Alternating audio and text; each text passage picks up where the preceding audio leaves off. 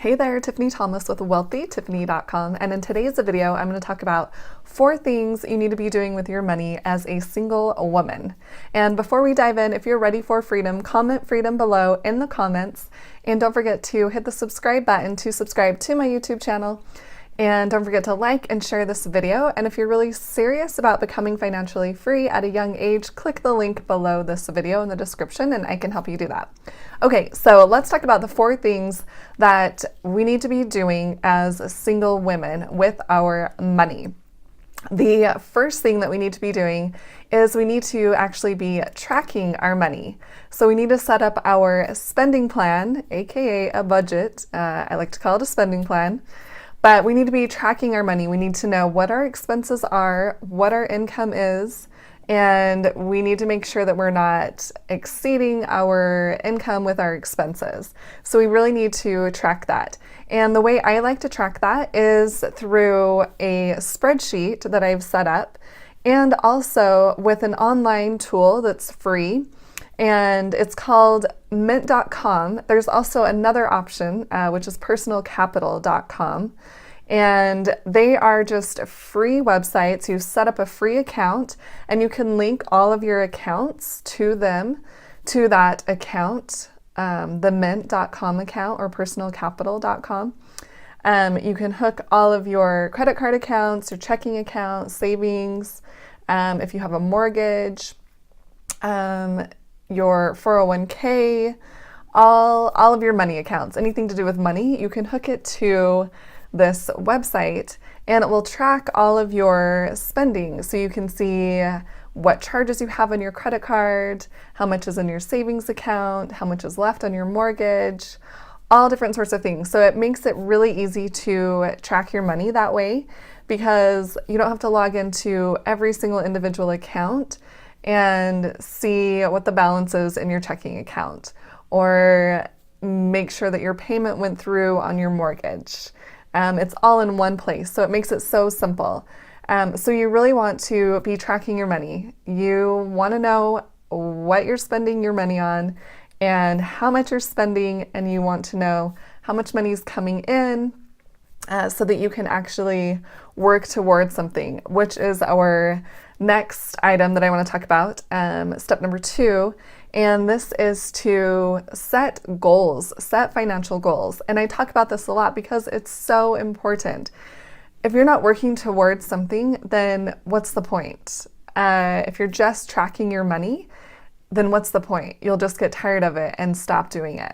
But if you're actually working towards something, if you're working toward a specific financial goal, for example, maybe you want to travel to Bali.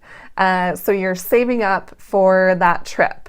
And that's exciting. And you want to save for that trip because you want to go, right? So you start to watch your expenses and you can start to think, okay, do I really want to go out to eat tonight? Or can I put this money toward my Bali fund, my vacation fund? So it just makes a huge difference if you know what you're working toward, because it gives you that motivation that you need to not spend on things that you don't really need to be spending your money on. And you can also start to increase your income to reach your financial goals even faster. So that is the second thing that I wanted to share, is to actually set financial goals. And you can definitely set short-term goals and long-term goals. Set both of those. One of my long-term goals is financial freedom at age 40, which I'm super stoked about. But, you know, a smaller goal could be to save for a vacation that I want to take. So you can set short-term goals and long-term goals, and that way you're having even more motivation to spend your money wisely, or to save your money wisely, or invest it wisely. You're just managing your money better overall because you have a purpose for it. You know what you're working toward and you're excited about it. You're excited about those goals. Okay, so that is number 2. And then number 3 is to have an emergency fund. And I've talked a little bit about this before, but you really want to have some sort of emergency fund. And a lot of people recommend having 3 months worth of your expenses, or even 6 months up to a year. But it really depends on you. So the way I look at this is, okay, well, how much cash do I actually have access to? For example, okay, if I had an unexpected expense, could I use my credit card to pay for that expense and then pay off my credit card within the 30-day time frame in order to not be paying interest on that? So I really like to keep my emergency fund really low because I have access to cash in other areas. So if I needed to, I could pull out some money out of my stocks, out of my brokerage account, or from different places. So I don't like to have a lot of money just sitting in the bank because it's money that's not really working for me. So you really want to take into consideration what your preferences are and make sure you're comfortable with your emergency fund. Some people aren't comfortable with that. Some people actually want a year's worth of expenses in the bank. They have it ready to go and it gives them peace of mind. They can sleep at night if they have that. But I'm a little different. I like to keep that as low as possible because I know my money can be working for me in other areas and it's not working for me if it's sitting in the savings account. So do what you're comfortable with.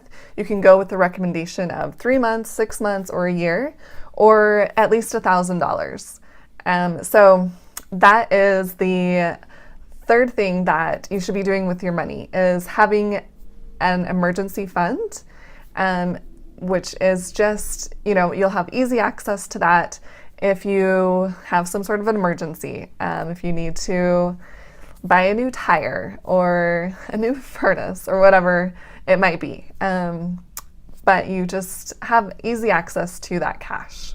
Okay, and then the fourth thing that I want to mention is to actually invest your money.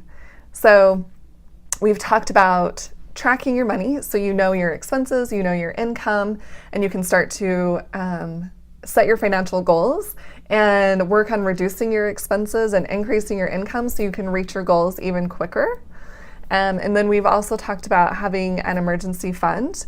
So you do have a stash of cash somewhere to protect you in case an emergency does come up.